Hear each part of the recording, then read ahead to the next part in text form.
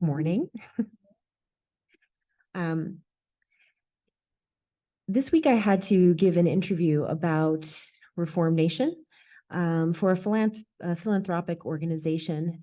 And we were going into the nitty-gritties about what the First Step Act, which is the subtitle of the book, the First Step Act did for those who were in federal prison and those who were returning home. And so at the end, the person who was interviewing me said, he had written a long list of very procedural questions and questions about the content of the book. He said, I'm going to go off script a little bit and ask you how you got involved in this issue. And I said, well, I don't want this on the record because I'm a little embarrassed by it. I've been distancing myself from Catholicism since I'm 13 years old as an atheist. But he said, no, I really want to hear the story. So when I was in my sophomore year of high school, I was at Our Lady of Mercy Academy in Syosset. And the nun who was teaching our morality classes brought me to hear Sister Helen Prejean speak. And she talked about her experience, of course, of counseling people as a chaplain on death row, and the role of her faith in seeing that humans who make even the worst mistakes, who have taken the lives of others, who've done egregious things, ultimately are redeemable in the eyes of God and have God's grace. And that was very profoundly moving for me when I was 16, and I became really dedicated to this idea that all human beings are, as humans, capable of redemption. And so he thought this was a great story. He said, please let me include it. So I said, fine, but I'm no longer religious. So it was interesting that I had this reaction to telling the story of how I became involved, but he thought it was a wonderful story that would potentially move other people into seeing why to get into criminal justice reform. And the reason I wanted to start with that, just came to me this week, was because this talk is going to be about stories of the heart in criminal justice reform. Arthur had told me that the platform was about heart. And so I want to talk about that in criminal justice reform. I want you to think about how you came to your own. This is a group that's dedicated, of course, to doing good, to doing justice in the world, and what brought you to that. Most likely it wasn't, even though everyone here is brilliant, it wasn't the most intellectual, of course, yes. It probably wasn't the most intellectual or rational of arguments that led you to that position. It was something you deeply felt. Probably for particular causes, it involved a story. And we are storytelling animals, but in particular, stories of the heart are those that draw us to make change. The criminal justice reform movement as a story became intensely interesting to me in about 5 years ago. In December of 2018, I was looking at the Times, and there was this picture, which I wanted to share with you. It's in the book, of Donald Trump at the Resolute desk, signing one of the most progressive pieces of criminal justice reform in 40 years. Yes, I know. So Trump was sitting at the Resolute desk. Behind him was Van Jones, his son-in-law, Jared Kushner, formerly incarcerated activists, police officers, people who were involved in national advocacy organizations from the right and the left, a philanthropist who had donated a lot of money to the to Trump's campaign. And so it raised this question to me about what was going on here. 2018, we were in the midst of this incredibly polarized atmosphere because of Trump. There was a lot of hatred. No one thought that criminal justice reform of any kind, no matter how limited, could be passed. And yet, after 40 years of mass incarceration and scaling up the carceral system and talking about law and order and harsher punishments, we had this almost like kumbaya moment around the Oval Office that happened with Trump. So how did that happen? the First Step Act, just to talk a little bit about what it did, the First Step Act was a piece of federal criminal justice reform, one of only 3 since 1970 that made any kind of gesture at decarcerating, at making things better for those who are in federal prison. Prior to that, we had the Fair Chance Act of 2010 under Obama, which made lower crack cocaine sentencing disparities possible. And then prior to that, it was only 2 bills that were passed under President Bush. Everything prior to that, including under Democratic presidents, especially President Clinton, who signed the Crime Bill of 1994, one of the most devastating bills ever signed in terms of its impact on communities of color and the poor in our incarceration. Everything before that had been scaling incarceration. So the First Step Act, it made two big changes. One was to prison reform. So those who were in prison had some ameliorating conditions that were brought. So women could no longer be shackled while they were pregnant and postpartum while they're in federal prison. Prior to this, you could shackle pregnant women to their beds as they were giving birth. So that ended. Also postpartum, that ended. Women were entitled to sanitary products in accordance with their needs, which prior to this did not exist in federal prison. Juvenile solitary confinement was ended, except they left a loophole for the most extreme circumstances. People were allowed to be within 500 miles of their families. Prior to that, it could be more. They were allowed more face time, 510 minutes, they increased that. So there were a lot of positive changes within the prison, but there were also sentencing changes that made some mandatory minimum sentences lower for certain types of crimes, and also allowed people to accrue what's called earned time credits, which is that if they make improvements while they're in prison towards lowering the possibility of recidivating, they could actually get out of prison earlier through electronic monitoring, but to be with their families. And so since then, there have been reports of all of the benefits to come out of the First Step Act, including tens of thousands of people who were released earlier than they would have been. The recidivism rate is 12% versus 42% for the general federal population. The First Step Act also made it possible for more compassionate release for older folks, people who are dying in prison, to spend the last few months or whatever it is with their families. So the evidence is mounting that the federal reform that was done under the Trump administration has had very, very positive. This is not I am not going to praise Donald Trump, but this was this was an unusual thing. So how did this happen? And I think that how this happens comes to the question of heart in prison reform. And I'm going to be talking about that here. So how do you have a prison reform bill, such as the First Step Act, passed during times of incredible polarization? Well, the first at a broad cultural level, in the United States, from about 2000 to 2020, there was this changing of attitudes, and I'm just going to give you some statistics. By 2020, 94% of US adults said they thought criminal justice reforms were needed, 94% as of 2020. 69% said that they supported a total overhaul, and 44% thought that criminal justice reform should be a top priority. So that was a major shift from the lock them up moment of the 1980s, 1970s, 80s, and 90s.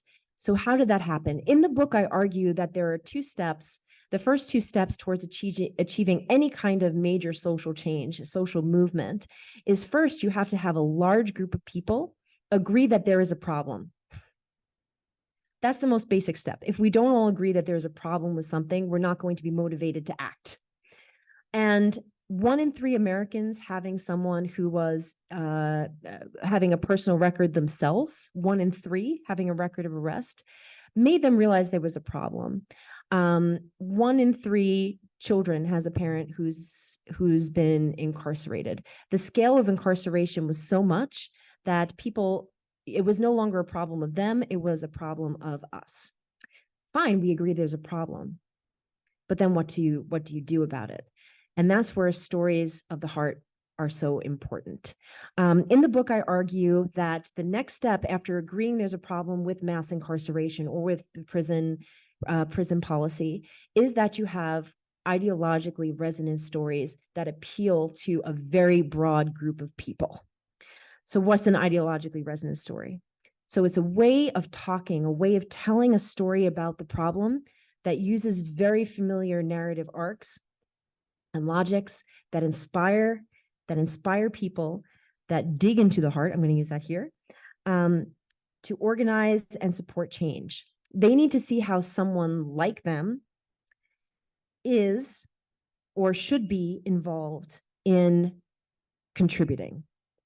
So it has to not only show what the problem is, it has to touch, and it has to say that someone like them should be involved in it. And I'm just going to read a quote from Francesca Paletta, who is a scholar of social movements. She said, insurgents have always known that stories of exodus and redemption, of chosen people and returning prophets, are powerfully motivating for collective action. So what were the stories of the heart that motivated enough people so that a major piece of federal prison reform was possible? In the book, I talk about how there are different types of stories that appeal for collective action on the right and different stories for the left. And of course, these are very broad categories, but in general. In criminal justice reform, the organizations that were involved in reaching out and gathering support largely tapped into these two stories. So on the left, they were motivated by what I call the exodus story, this very biblical, heart-driven narrative about a people that were escaping slavery, escaping oppression, that needed to be led by one of their own, and until that oppression ended, would not have freedom. A lot of critical race theory is, in my opinion, fundamentally an exodus biblical narrative. It is that you've had a racial group that's been oppressed from the beginning, from the origins. And in order for them to be free, they need to be led, and the entire structure of oppression needs to be dismantled. If you think about the narratives of many organizations on the left when it comes to prison reform, they talk about how the story about how the prison system was flawed to begin with. It was meant to be a racialized system of social control. Everyone's read New Jim Crow? Yes? Okay. So that's the fundamental argument of the New Jim Crow, that the United States was born into this original sin of slavery. Prisons, policing, everything around the carceral state was organized as that system of social control. It started after slavery, it evolved into Jim Crow segregation and then became mass incarceration. And in order to get rid of that problem, what do we have to do? Well, the answer for many on the left is that you have to abolish it. Because without abolition, the fundamental logic of enslavement is there. And so a lot of, even for non-abolitionists, a lot of the language of the left that was appealing in moving people to collective action about prison reform was about this legacy of slavery, of racial oppression, of the need for social justice, of a people that's been marginalized and oppressed for hundreds of years, and that demands us to gather together in order to bring freedom. And this should be led by someone people within those groups. And so right now within prison reform, a large focus on the left is bringing in formerly incarcerated people, particularly people of color, to lead organizations, because they are the ones that have been victimized by this system for so long. And if you are sitting on the sidelines of this movement, not taking a role in ending mass incarceration, then you are part of the problem, right? This requires everybody to be involved, according to this logic. The language of mass incarceration itself is primarily used by the left And it often refers to this exodus story of a people that's been oppressed, that are in search of freedom, that must be led. On the right, a little bit different narrative, which also I think has very biblical narrative arcs, and but also that has that profound ability to move the heart, which is the redemption story. So for people who are on the right, whether it's the American Conservative Union or Freedom Works, Faith and Freedom Coalition, Prison Fellowship, all of these right-leaning groups, the primary driving narrative about why we should get involved in any type of prison reform is because they made a mistake. In the 1970s, there was an error that was made, which is that we overreacted to the problem of urban crime. We overreacted. We didn't see people as redeemable. We tried to punish our way. And that was, according to the right narrative, that was the genesis of what they call over-incarceration. So they stick away from the left-leaning narrative about exodus and mass incarceration. They say, no, it's over-incarceration. We messed up. Part of that understanding is that they really see the primary driving impulse, the heart of what they're doing, as a Christian message of all humans are redeemable. And so by overreacting to this problem of crime, we presented human beings as being beyond God's grace and redemption, which is not true. And so a lot of what they're trying to do is ultimately show that people can have second chances. I'm sure you've heard of second chance hiring, second chances in the workplace. This entire initiative derived from the right, that they thought people should be able to have that second chance as part of a broader message of being redeemed, and that should then lead them to be able to reintegrate into the workplace, should be able to reintegrate into society. Why? Because then they can be better fathers, mothers, workers. They can participate again and to be brought back into the fold. Now, these are two very different stories. Some maybe one appeals to you more than another. One touches your heart a little bit more, and we can think through, I think, in our own activism, where we lie as far as our motivator. In general, I think that having these two stories broadly was enormously important to the federal prison reform, and has been important to producing those statistics about 94% of people thinking that some type of prison reform, criminal justice reform, was necessary. Those two stories, I think, can be complementary. In other words, they can both exist. People can be motivated by redemption. People can be motivated by exodus. And as long as we're all working on some part of prison reform, whether it's federal prison reform as the First Step Act, or it's your work with providing supplies for New Hour, or it is getting involved in reentry or prison writing, whatever you're doing, whatever the motive is, that's fine. We can do it in this complementary way.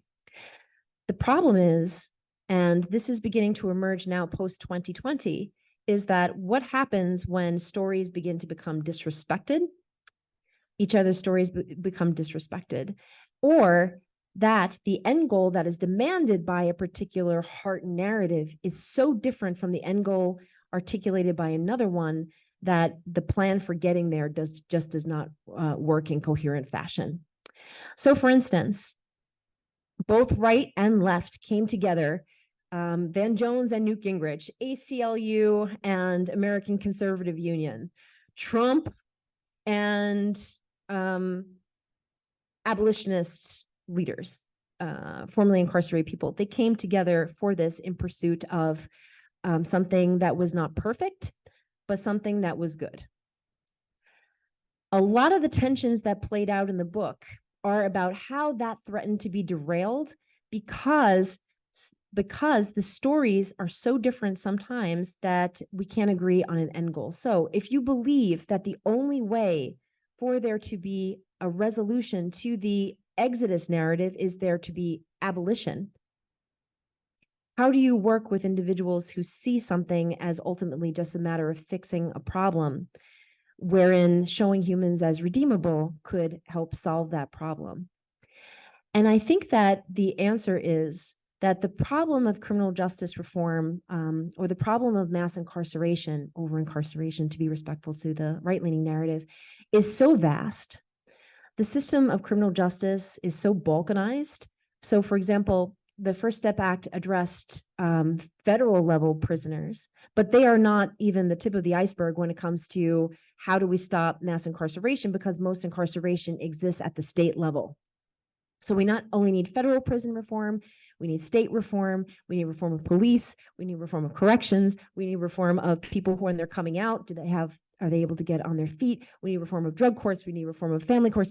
There's so much to do, right? That if you think that the problem is over incarceration and you want to be involved in it because you see humans as redeemable and you want to work on second chances, in my opinion, that's great.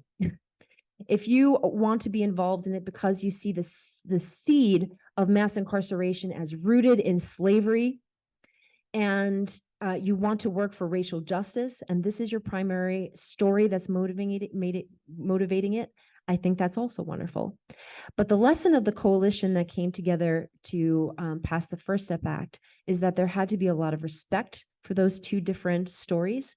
And there had to be respect for the idea that we might be working for completely different ends, but as long as we're each taking a piece of the totality of the harms of mass incarceration, then we're all making good motions together. Where the schisms pop out, the schisms have arisen in the movement, and which really frightened me going forward as to where do we go from here, is because we're not able to listen to each other's heart stories, because we're not able to see those as valid. And the work of someone who may be doing something for a Christian motive, and motive for someone who's doing something on the basis of racial justice, that they can coexist. And so I think the message, the book goes into the nitty-gritties of how these right and left-leaning organizations came together, and what threatened to explode it, how billionaire philanthropists found common cause with people who had been working on the ground for decades in the trenches of mass incarceration, how celebrities got involved, how individuals who were leading national organizations got involved, how individuals who were just giving a suit to someone who needed one for an interview, for someone who was coming home from prison, how they got involved. That is ultimately, I think, where we have to be in looking forward as we are confronting the headwinds that are pressing against us right now in criminal justice reform, as is becoming more polarized, to say, how can we each respect, honor the stories that bring us to the movement, and how can we use that to drive even more systemic change going forward? Thank you.